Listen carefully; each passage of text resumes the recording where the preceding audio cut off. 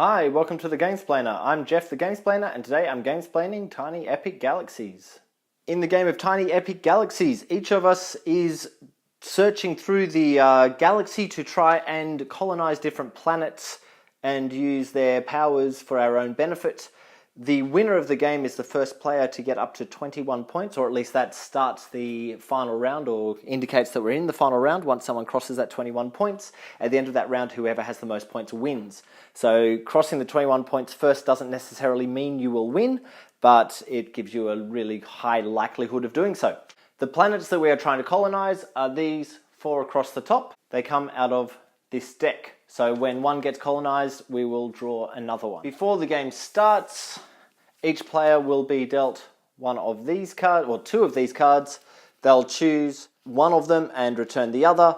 These are endgame bonus points. So for example, gain 2 points, that's the point symbol, if you have all of your ships in your galaxy at the end of the game. In your galaxy means on your player board. Those endgame bonus points or bonus cards shall remain hidden underneath your card until the end of the game. Once the game finishes, then you reveal that and reveal what points you're going to get for that. You'll notice there's a whole bunch of dice and a whole bunch of little markers. So let's run through the markers first against what's on the player board. The first marker we have, which is the one with the little star on it, matches up with this symbol. This is called your Empire token. And so as you move the Empire token around each of these points up to a maximum of 6, you will enable yourself to use more stuff. So our starting position's on 1, and that tells me that I've got 2 rocket ships and 4 dice that I'm going to be able to roll each turn. As I move up to 2, I still have the 2 rocket ships, but I can now roll 5 dice.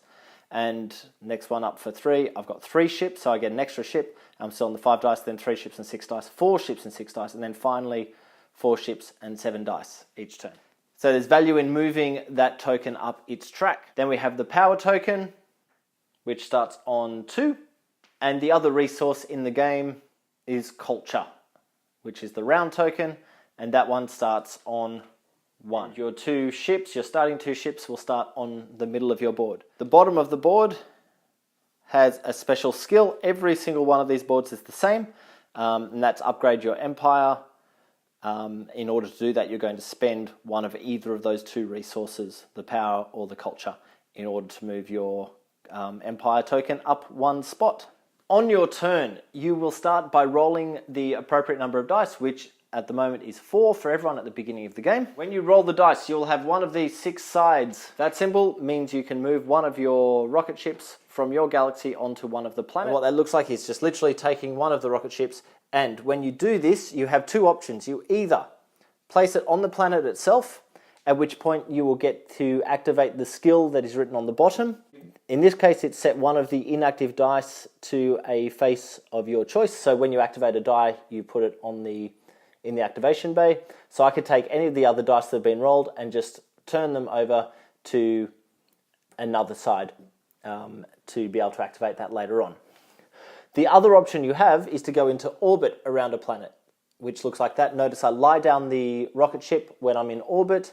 I stood it up when I was landing on the planet itself. Now, while I'm in orbit, nothing really happens. But once I have finished my orbit, and I'll talk about that in a second, I will then have colonized that planet, and that card will then come down and sit below my special skills. And whenever I roll this icon on the die, that means that I'm able to actually use one of my own personal special skills once, which means I would have the choice of either upgrading my Empire token, or I could set one of my inactive dice to a side that I wish. Once that happens at the beginning of the next turn, you'll flip over another one, and your ship will go back to your own galaxy. So, for example, say I'm sitting in orbit on those 2 planets. If I roll either of these 2 dice, these 2 icons do exactly the same thing, but on different planets. You'll notice the planet on the left has one of those icons, the next one across has the other one.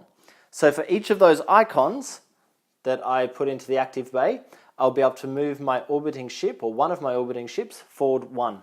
So because I've grabbed one of each, I've put them both forward 1. If I had grabbed 2 of one of those icons, I would have moved forward 2 spaces. The planet is considered to be colonized once the ship gets all the way into that last zone. The other 2 dice faces are very similar to the resource symbols I showed you earlier on the tokens, so power and culture. Whenever you roll power and or culture, they work exactly the same way but with their own icons. What that's talking about is any planet that you are either standing on or in orbit of, you will get the resource. So if I've rolled 1 of the power side and I have 2 ships on the same power planet, that will get me 2 power. So in which case I would push my power token forward 2. The same goes for the culture, but on the culture planets. So what do I need power and or culture for?